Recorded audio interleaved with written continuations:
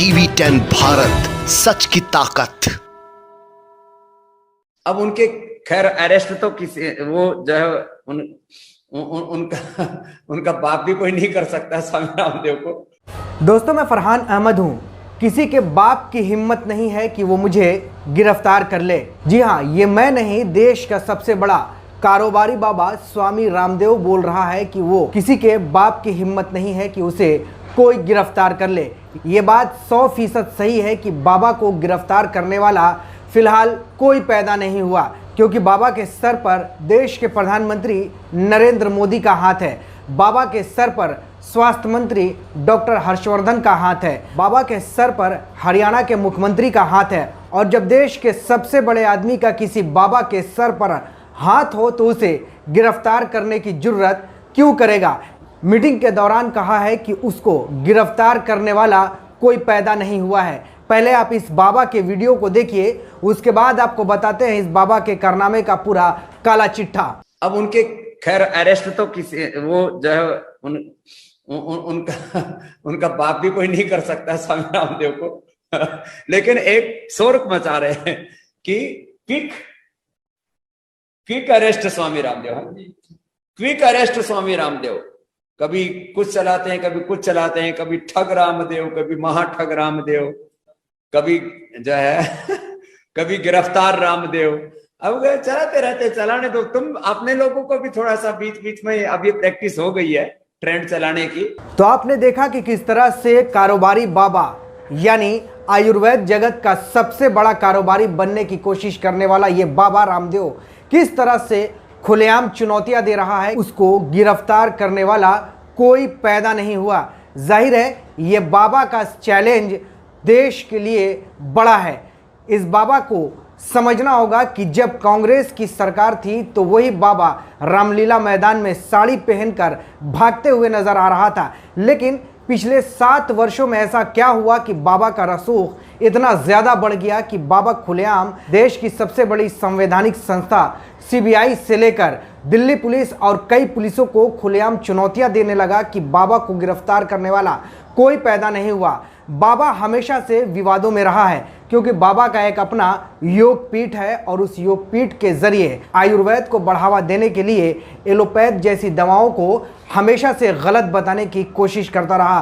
पिछले दिनों आपने देखा होगा कि बाबा ने किस तरह से भारत के डॉक्टरों का मजाक उड़ाया था और कहा था कि देश में 100 से अधिक ऐसे डॉक्टर्स हैं जो कोरोना का वैक्सीन लेने के बाद भी मर गए हैं। इस बयान के बाद पूरे देश में हलचल मच गया और इंडियन मेडिकल काउंसिल के तमाम सदस्यों के द्वारा बाबा से माफ़ी मांगने की जिद की गई। आखिरकार बाबा को अपने बयान के आगे झुकना पड़ा, क्योंकि बाबा का जो ये बयान था ये वही रामदेव बाबा हैं जो अपने आयुर्वेद को लेकर हमेशा चर्चा में रहे हैं और अपने आयुर्वेद प्रोडक्ट को बढ़ावा देने के लिए देश की तमाम दूसरी प्रोडक्ट को गलत साबित किया है। पतंजलि के नाम पर और देसी के नाम पर बाबा ने न जाने कई प्रोडक्टों को गलत दिखाने की कोशिश की है। और इस बाबा के कोशिश में सबसे बड़ा बीजेपी और आरएसएस का साथ रहता है, क्योंकि बीजेपी और आरएसएस के वो तमाम बड़े नेता, खुद प्रधानमंत्री ने बाबा के साथ कई बार मंच शेयर किया है, इस रामदेव बाबा के साथ योग किया है और योग के जरिए इस ढोंगी बाबा के कई प्रोडक्ट का प्रचार प्रसार भी किया है। जाहिर है जब पिछले 7 सालों में भाजपा की अगुवाई वाली सरकार में बाबा के इतने रसूख ऊंचे हुए कि बाबा अपने पतंजलि जैसे प्रोडक्ट को ही सबसे बेहतर दिखाने लगा। कई प्रोडक्ट को वो गलत दिखाने की कोशिश करता रहा।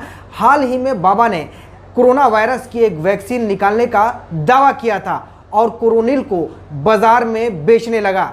इस कोरोनिल को बेचने के लिए स्वास्थ्य मंत्रालय ने हरी झंडी भी दे दी थी, क्योंकि ये वही स्वास्थ्य मंत्रालय के एक मंत्री थे जो बाबा के काफ़ी करीबी माने जाते थे।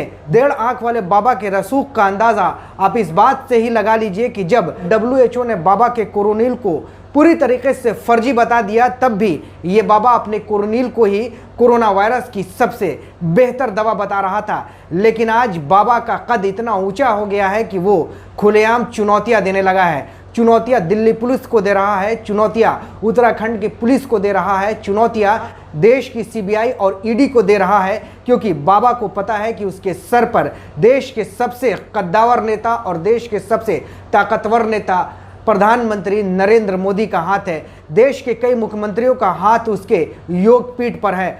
पतंजलि का प्रमुख टैक्स चोर बाबा के किस्से काफ़ी विवादित रहे हैं। जब उनसे एक चैनल के पत्रकार ने टैक्स चोरी को लेकर सवाल किया था तो भी बाबा भड़क गए थे और कहने लगे थे कि उन पर इल्ज़ाम जो है बेबुनियाद लगाए जा रहे हैं। बाबा ने अपने योगपीठ और पतंजलि के नाम पर कई सारे ट्रस्ट बना रखा है और इस ट्रस्ट के जरिए बाबा लाखों करोड़ों और अरबों रुपए का घाल मेल करता है और केंद्र की इनकम डिपार्टमेंट को चूना लगाता है। लेकिन इस इनकम टैक्स को चूना लगाने के बाद भी बाबा क्यों खुलेआम सड़कों पर घूम रहा है, ये भी मैं आपको बताऊंगा, क्योंकि यही बाबा था जब काले धन के लिए सूची लेकर घूमते रहता था और ये कहता था कि जब देश में काला धन वापिस आ जाएगा तो लोगों को बांट दिया जाएगा और भारत की गरीबी मिट जाएगी। लेकिन जैसे ही बीजेपी की सत्ता में सरकार आई और इस बाबा ने काले धन की सूची से वो तमाम लोगों के नाम को गायब कर दिया और आज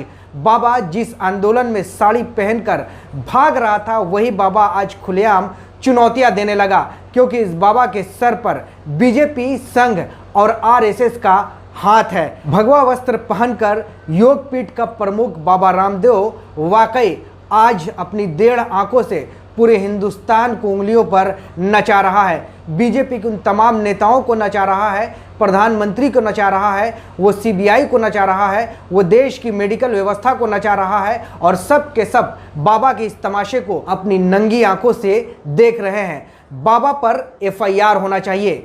पतंजलि के इस ढोंगी बाबा के खिलाफ देश में अब तक कई एफआईआर हो जाने चाहिए कि जिस तरीके से देश में डॉक्टर और मेडिकल सिस्टम को पूरी तरीके से बदनाम करने की कोशिश की थी, उससे करोड़ों लोगों को इसका नुकसान पहुंचा था। लेकिन आज बाबा के खिलाफ एफआईआर करने की हिम्मत किसी की नहीं है, क्योंकि बाबा को पता है कि उसके सर पर कितने बड़े बड़े लोग का हाथ है। और आज बाबा खुलेआम वीडियो कॉन्फ्रेंसिंग के जरिए ये कहते हुए नजर आया कि किसी के बाप की हिम्मत नहीं है कि स्वामी रामदेव बाबा को गिरफ्तार कर ले। वाकई इस बात को गौर करने का है कि इस बाबा के पीछे किसका हाथ है।